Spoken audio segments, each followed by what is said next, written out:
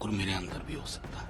वो प्रभुत्व का प्रतीक है। क्षण टेलीफोन कॉल कर रहे हैं, कॉल्स में 72 घंटों में देख रहा हूँ, गला काट लूंगा, ये कर दूंगा, वो कर दूंगा, मैं उसमें जाना ही नहीं चाहता। लेकिन एक जो खबर आ रही है उसमें कितनी सच्चाई है वो आप ही बताएंगे कि ये कहा जा रहा है कि आपको फोन कर करके अलग अलग संगठनों की तरफ से या अलग अलग व्यक्तियों की तरफ से जो पॉलिटिकल विरोध है उसके अलावा अलग अलग संगठनों और व्यक्तियों की तरफ से जो है धमकी दी जा रही है। इस बात में कितनी सच्चाई है? देखिए, ये सबसे पहले तो बता दूं कि उस कविता वो 81 ईस्वी में लिखी गई ओम प्रकाश वाल्मीकि जी द्वारा।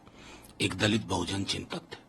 मैंने उस कविता को पढ़ने से पूर्व ही कहा कि इसका किसी जाति विशेष से नहीं है। मैंने कहा हुआ ठाकुर मेरे अंदर भी हो सकता है। वो प्रभुत्व का प्रतीक है। वो किसी भी जाति धर्म में हो सकता है।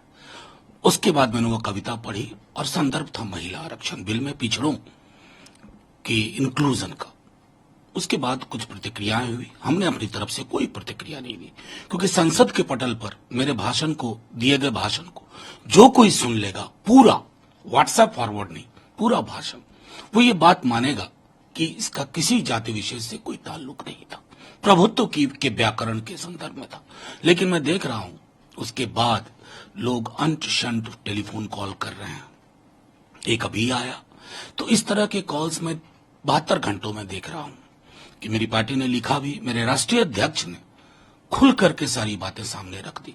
उसके बाद भी अगर ये विवाद है ना, तो इस विवाद के पीछे कुछ ऐसे तत्व हैं जिनको दलित बहुजन समाज की चिंता से कोई फर्क नहीं पड़ता, जिनको ये नहीं समझना है कि कविता क्या थी, उसके पूर्व और उसके पश्चात मैंने क्या कहा।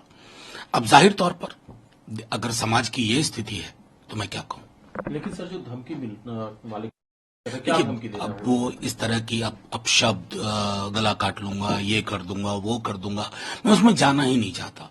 मेरा समाज बहुत विशाल है, ये देश, इसमें मुझ जैसे लोग अगर एक कविता का पाठ नहीं कर सकते हैं संसद में डिस्क्लेमर दे करके कि इसका कोई जाति विशेष नहीं, ये ठाकुर मेरे अंदर है, ये न्यायालय में है, विश्वविद्यालय में है, ये मैंने शुरू में भी और अंत में भी कहा, लेकिन उसके बावजूद अगर ये है तो मैं समझता हूं जो भी सत्ता शीर्ष के लोग हैं गौर करें कि हमारे समाज में क्या हो रहा है।